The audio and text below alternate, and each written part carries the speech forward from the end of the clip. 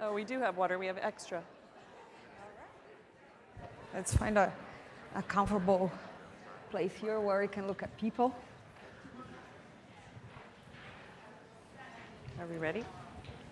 Yeah, I think Hi, and welcome to our session on reinventing the candidate experience.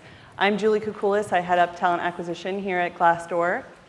And one note of the housekeeping for us is that Shord Gehring, the VP of Talent Acquisition and People Experience from Johnson & Johnson, was unfortunately not able to make it today due to a last-minute emergency. But thankfully, we are with Daniela Lobo from Johnson & Johnson, and she is the Global Brand and Marketing Director at Johnson & Johnson. We're very excited to have her here. Thanks for having me. Of course. So Daniela brings a marketing and communication background, and she manages the employer brand for Johnson & Johnson and participates as part of the talent acquisition team to manage all of their employer brand work.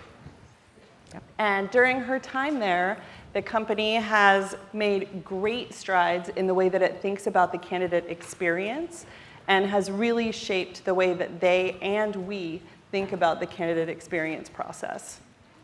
One way that they've done that is through a tool called Shine. You may have heard of this tool. It provides transparency, regular status updates, real-time communication with candidates in the application process at Johnson & Johnson. So before we kick off, we want to show you a quick overview video of the tool, and then afterwards, Daniela can let us know how it all came about. Perfect.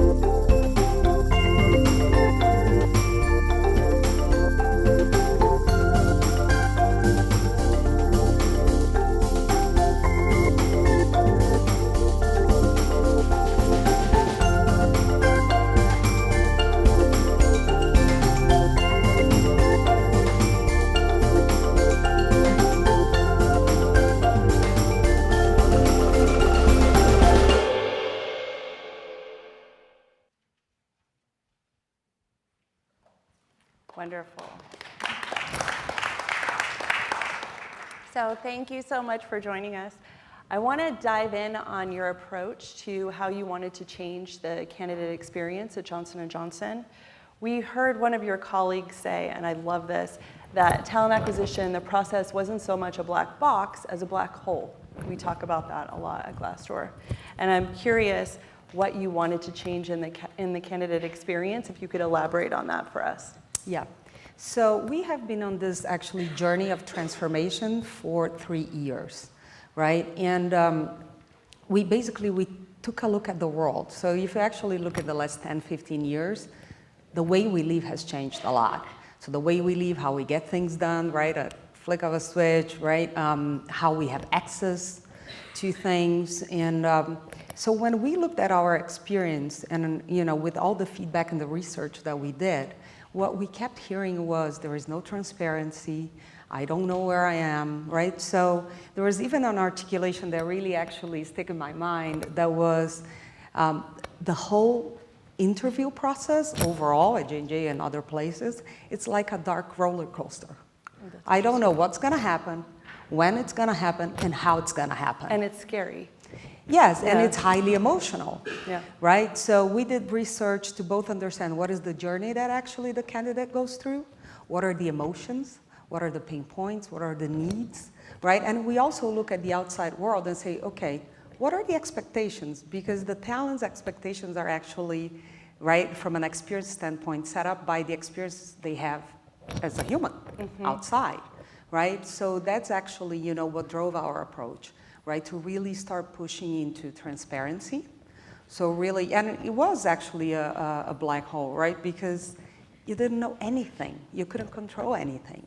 So really, we wanted to push for transparency, for access, and I think that as important, talent centricity. So really getting to know the talent and approach their pain points. So moving from an internal perspective to actually, right, an external focus. You shift the power, basically, to the candidate. Exactly. Yeah. And another point that was very important for us was actually recruitment has always been very transactional, with a begin and an end, right? And you talk to people that, you know, may not be your gold, right, medalist at this situation, but it's definitely a silver, right? And, you know, we want to continue that relationship. So instead of actually taking a transactional approach, how do we actually evolve the experience to have a two-way relationship, right, with the candidate and continue nurturing that relationship throughout? So I think that these are the big changes in the approach that we did. Again, right, put ourselves, talent acquisition or recruitment has always been, I think, very internally driven, hasn't evolved a lot in the last 30 years, right? So really push, you know, to be actually an experience that is relevant in 2018.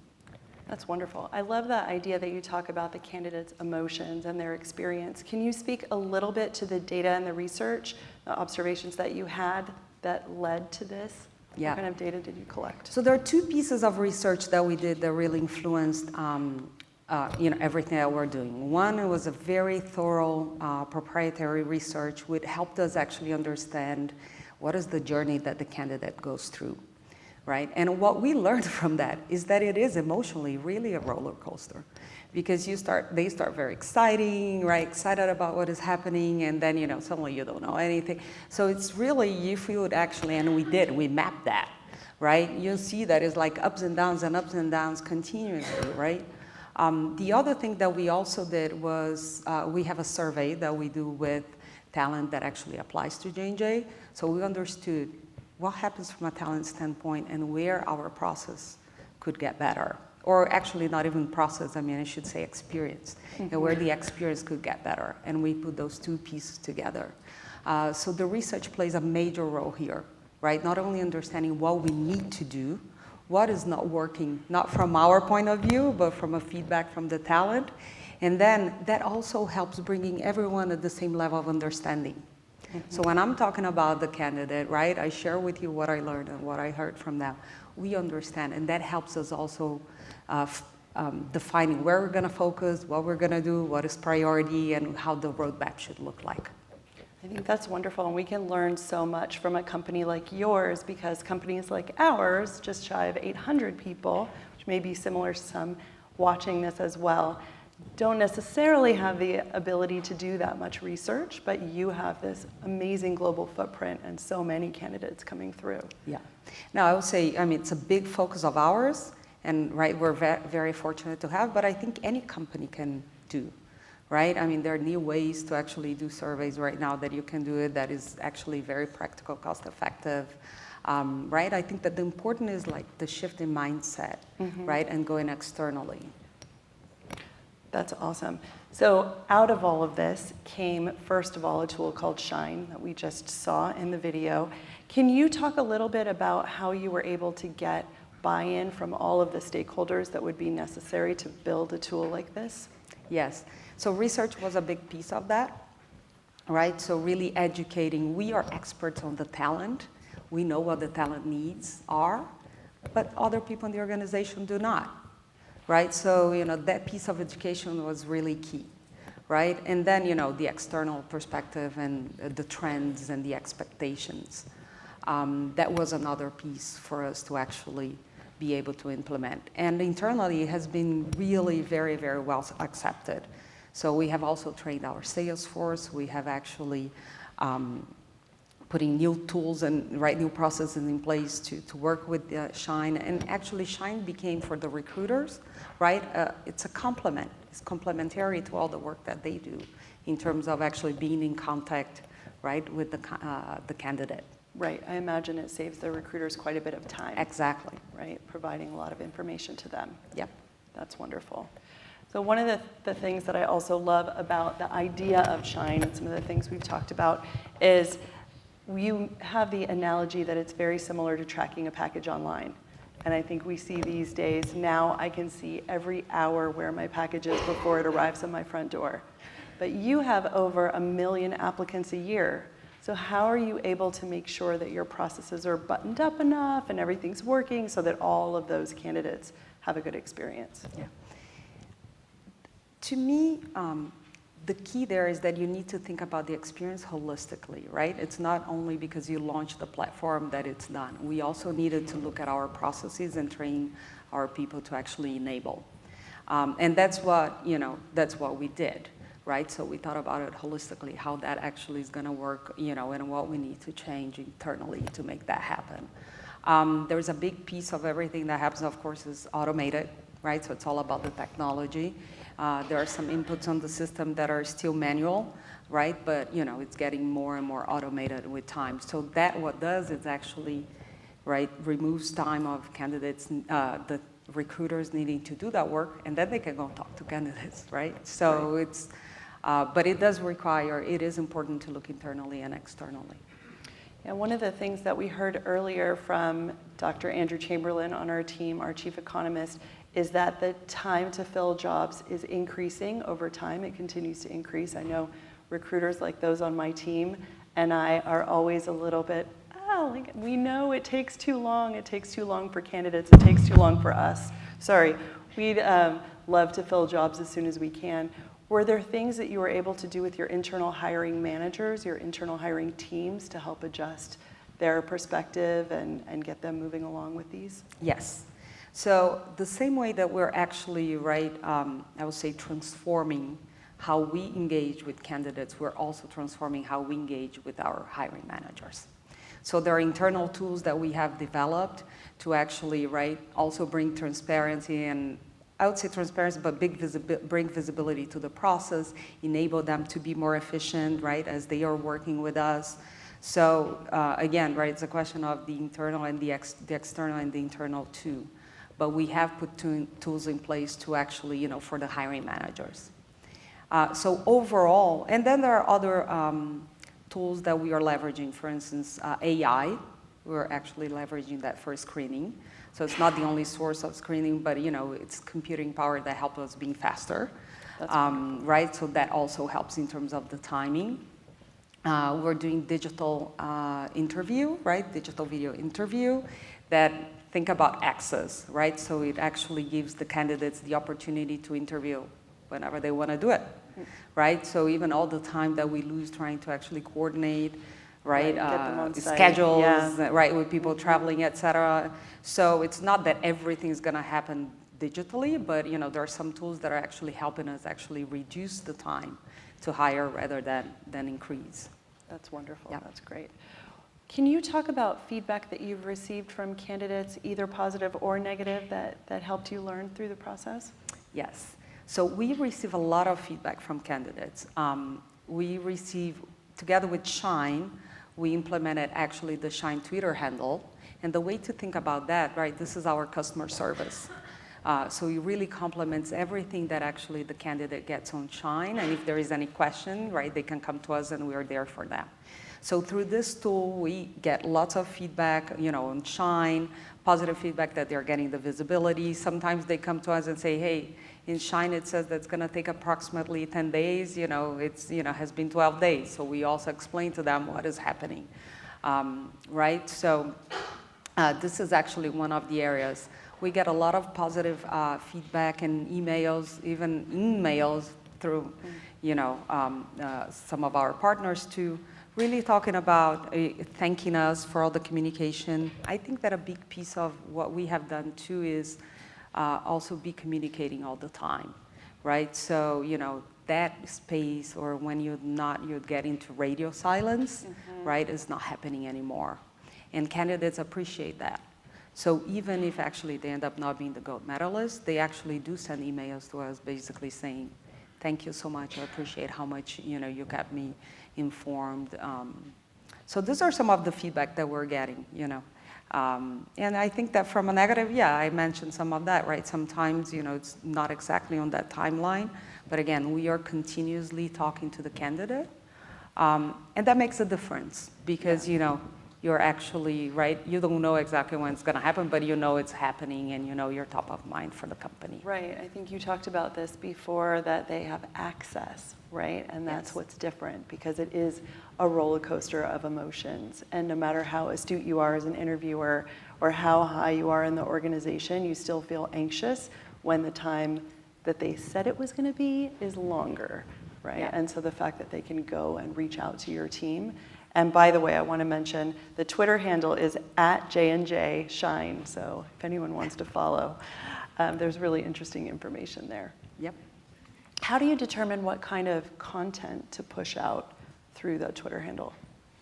So the content, again, through the research, we learned what are the needs of candidates. So we focus on that, right? And if we think about interview, there are the whole hiring experience, the whole hiring process. There is the aspect of getting to know the company. There is the aspect of getting to know the people. There is the aspect of training, right, to be successful. But it's really, right, understanding what happens in each step of that hiring experience and making that content available. So again, it's an external view, right? And we have actually learned that and heard from talent what they want. And that's why we put it in there. That's great. I think my favorite thing that I would love to steal from you is ask a recruiter 1 minute with a recruiter. Yes, so that's an interesting one. And we talked a little bit about this, right? That came from the insight that, the relationship between the talent and the recruiter. Sometimes talent can be a little bit skeptical to recruiters. So we said, listen, recruiters are a partner, right? So how do we actually bring a human, right, aspect to this? And we get the recruiter to even get to know the talent, right, before. And that was what drove actually, right? So the insight was like, okay, is this person my side or side of the company? That's what drove the 1 minute, one question, right? So we write the questions based on all the research and the requests that we get through our surveys. The recruiters come back to us and say, hey, what about these questions? I keep hearing that as I talk to talent. And then what we do is actually very, we do it very authentic videos, right? To actually, demystify this idea of who's the recruiter and actually leverage all the knowledge that the recruiter have. And then add value to the talent, because that's a priority for us, right? We want the talent to be successful. That's great, that's great. So talking about partnerships for a moment, your reinvention of the candidate experience goes beyond Shine, and you have many other partners that you work with. It sounds like you guys work with Textio to eliminate gender bias in job descriptions, which is something we're all talking about these days. And you also have partnerships with Jive and with Google to help candidates find their jobs more easily. I think these partnerships are wonderful, and some of us are maybe limited to having only a couple of partnerships, so we can learn so much from you. Can you tell us a little bit about how you choose your partners and what you think about the partner relationship? Yep. To me, there are 3 key things that are really important, right? One is skills, of course, right? Will your partner bring the skills that you don't have and you're looking for? The other one is the fit. So how it's going to be when you are working with this partner. Because again, it's about a partnership, right? So, it's not about a beginning and an end and a project. So it's not a vendor, it's really a partner. So how we're going to actually build together, right? To really find that win-win proposition. So I'll push you, you push me, right? And we'll do new things and, that we haven't done, and we'll develop and we'll grow together. And then it's the excitement, right? I mean, of the partner actually to be able to work with you, right? In our case, on this transformation. So every time I look at actually a partner, I look through these 3 lenses, right? To ensure that we get what we need. And again, we are together, right, building something that's good for our business and for the partner's business. That's wonderful. Have there been any challenges or things that happened along the way that made you think the next time we implement a major tool, I'll think about this learning? Yeah, no, there are definitely learnings, right? and Shine, for instance, is an example. It's interesting. So it was the first time that we're doing a content partnership, right? And you need to learn how to do that. And it went extremely well with the Muse, right? And getting their content to actually help and support the talent throughout the whole process, but was something we had never done. We continue to evolve that relationship. So initially, we only use their content. Now they're developing content for us, right? So, so again, it's that partnership. So we push them, they push us, right? And we get into, something new and something that actually focuses on the talent needs. So that's what I would say about, partnerships. That's wonderful. And one of the things that we talked about before this conversation here is that there should be value on both sides, right? I always think about our vendors as adding value to the organization. That's why I'm giving this precious money from my budget to this partner, but also thinking about what the partner gets. And I'm sure that the Muse has also benefited from this partnership with you guys as well. Yes, and we're creating a lot together. It has been very, very exciting, the partnership with them. So now we're coming up with new ideas for next year. That's wonderful. That's great. On a final note, is there any key takeaway that you would give to people like us as we're thinking about this reinvention of the candidate process? Yeah, so a couple of thoughts on that. I'll say the following, right? In our case, we get 1 million resumes, right? We hire around 30,000 people. So we are on the business, but if you think 970,000 people actually get a no, right? And no one likes to get a no, right? So we are in the business of actually saying no. And to do that in a way that actually, we continue to build a relationship. It's very important with the talent to have an external focus. So be talent-centered, understand the talent, right? What their needs are. The other thing is that, yes, I would not think about recruitment in a transactional way. Has a beginning and an end, but think about it, a relationship that you're gonna cultivate and nurture. So that's what I would say. And then go do new things, right? Measure, so you can actually get better. So we measure everything that we do, we learn. Understand that, you're gonna get a lot of learnings. It's not gonna come perfect the first time. And then, you're gonna evolve your whole experience. It's wonderful. Thank you so much. I think we're just in time for some questions. Great. I want to remind everybody on the live stream, thank you so much for your engagement. I'm loving all of the content. If you do have a question, feel free to tweet it at #GDRecruit. That goes for everyone in the room as well. And we'll kick it off with this one first. So how are you able to gain buy-in from company leadership to implement new tools and bring differentiated skills into a traditional HR organization? Yeah. I think the important thing for this situation is really, right, help leadership looking outside of HR. So the expectations of our talent are really expectations that are set up by other categories, right? For instance, retail, before you need to go to the store to buy. Now you can actually buy at any time, anywhere. That, so if you actually look at the context and how we are living, the expectations of consumers, right, and talent in our case, that helped us, selling internally, right, the need to transform, right, talent acquisition. So, it's looking at outside, looking at trends, bringing that internally, right, creating the right connections for leadership to really understand why you need to go there. If you reinvent your talent experience, right, at that point you already start shifting perspective about your company, right? And that's what you want to do. You want talent to really, have a great perception of your company and come to work with you. Thank you so much. Any more questions here in the room? Great, give me 1 second.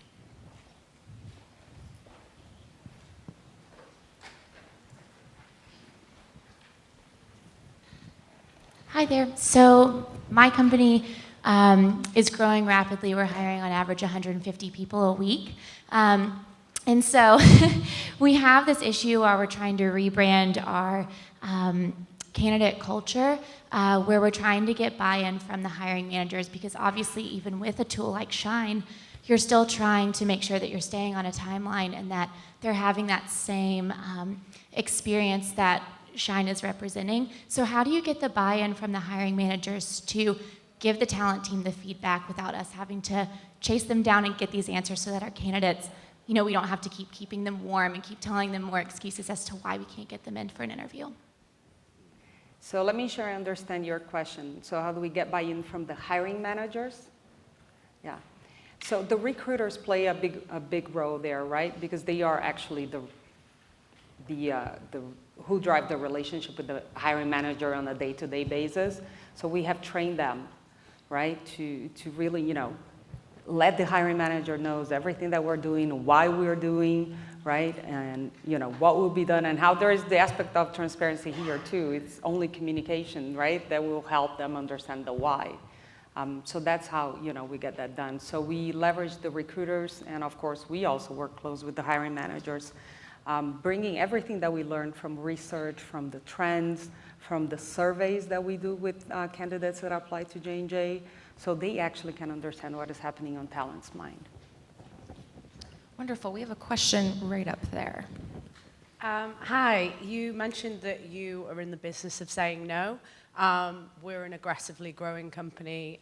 We recruit a lot of salespeople, and obviously they don't like the word no. So how do you manage the process when candidates are asking for feedback? Because we decided that, really it's easier just to kind of send an email, a generic email, but we're having a lot of problems and issues with kind of candidates then having a bad taste in their mouth and kind of managing that experience. So we did a lot of work that you guys can see externally, right? Shine is an example, but we have done a lot of work internally too. So we have also an internal tool that allows the feedback to be put in place very fast. So that's the way that we have managed that one. And that for us was key, right? Because imagine, hiring 30,000 people a year, how much feedback you need to do. And that also provides visibility to the different stakeholders, right, of that process. So that's how we have managed that. So it's really enabling, the hiring manager, right, to be able to be a better hiring manager, right, through an enablement tool. Yeah. Daniela, I have a question for you from our live stream audience. Yep. Can you share if you captured and included voices from both declined candidates as well as accepted candidates in your research to understand weaknesses in your hiring process and overall candidate experience? Yes. We actually take both into consideration. But if you look at our numbers, right, we get 1 million applicants a year, we hire 30,000, so we actually take into consideration much more feedback from candidates that were declined versus candidates that actually came in-house, just by the nature of, right, how much we get. But we take both into consideration. Thank you. Do you survey, sorry, I'm going to interrupt with a question. Do you survey all of the candidates through the whole process, so all of the declines through every stage? We don't do it through every stage, but once you go through the process, then we survey. Okay. Okay, and what we do is actually every quarter, right, we look at how we are performing. Are we performing better? What are the gaps? Mm-hmm. And we get those learnings and we apply into the roadmap right away. Wonderful. Hello. With hiring 30,000 people annually, what is your voluntary turnover rate? The voluntary that varies. J&J is such a large company, so that varies so much, from company to company. What we really look at doing is we do have a strong retention, right? So, if I would give you a number, actually wouldn't mean a lot because it would be like a mess of everything together, right? All the different, 250 plus companies that we have. What I can say is that our retention rate is also very good. Thank you for sharing that. Daniela, with Shine, what sort of metric improvements has J&J experienced, if any? Have you noticed lower time to fill, a higher retention rate, or anything like that? Yeah, we have seen a lot of improvement. One that I think it's interesting to actually mention here is our Net Promoter Score, right, which actually tripled So at the moment that we actually launched Shine, Net Promoter Score really went up significantly. And a lot of that is driven by the fact of transparency, right? So Shine was really a tool for us to bring transparency to the candidate. And we see, right, on the Net Promoter Score, how that transparency actually, right, drives satisfaction. That's the key one for us. Thank you for sharing that. And of course, time to fill, as I said, there are so many other tools to helping with that. But I would say the most important one and that companies should do is Net Promoter Score. Okay, good advice. Give me one moment to pass the mic.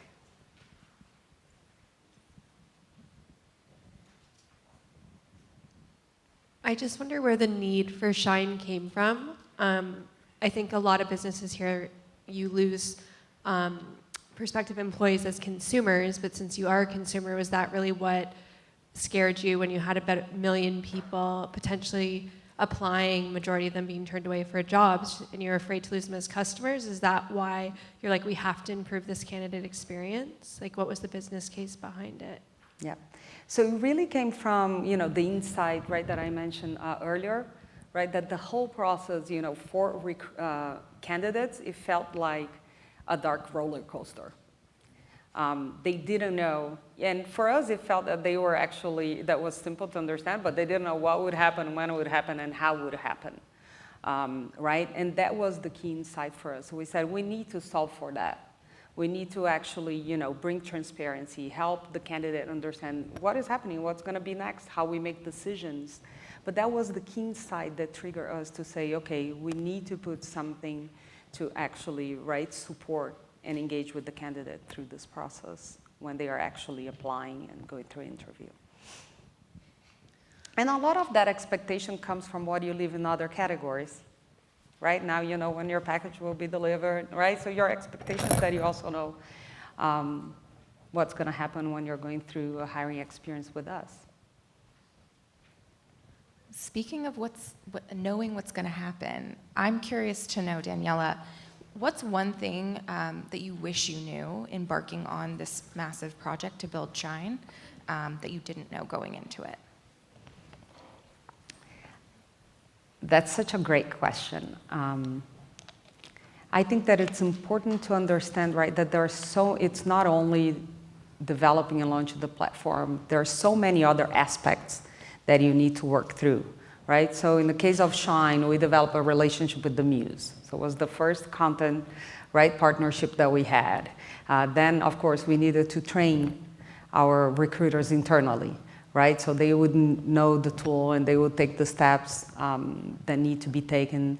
So what I will say is that if you're going to develop something similar, right, just understand that, and then you need to continue to maintain, right? It's not only launch and it's done, right? So we refresh content periodically. We understand what is the content that resonates more with the talent, right? So as they actually engage with that content.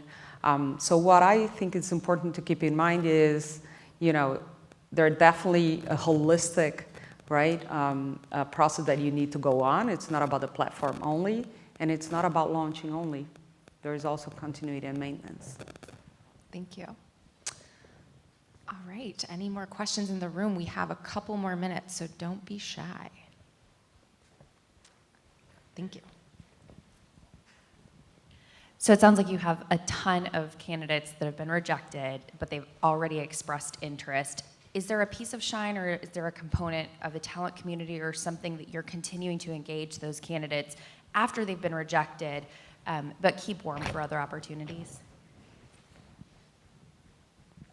No, it's interesting that, the reason why I smiled, because we talked about that with Julie. We do have a talent relationship management program, which actually we're just revamping as we speak. So that is the tool for us to actually, continue, right, the relationship and nurturing the relationship with talent. So as we're actually launching the new program, at the beginning, we're going to actually be, right, communicating with talent and getting to understand them, but communicating more on a one-to-all basis. And then, developing the database, right, and start segmenting, so then we can customize and personalize the communication that we have with the talent. So that is also a journey, right? We have the tool, but then, what is the data that we get through that tool? How we segment, how we go from one-to-all to one-to-many, right, to one-to-one. But we do have that, so that's how we do it. Okay, we have time for just one more question, so give me 1 second. And never forget social media too. That's another way where we actually get in contact with talent all the time. Just curious if J&J has any plans to productize Shine and make it available to other companies to use? No. And listen, this is because we're not on that business, right? We're not on that business. 30,000 people, it's a lot of people. We're not on that business to actually, to sell platforms for talent acquisition specifically. But what we actually do hope is that this, right, brings good ideas to actually the category overall, right? And, talent acquisition as an industry continues to actually develop and transform. But we're not in that business yet. Thank you so much, Daniela. That's all the time we have for questions. All right, thank you guys. Thank you.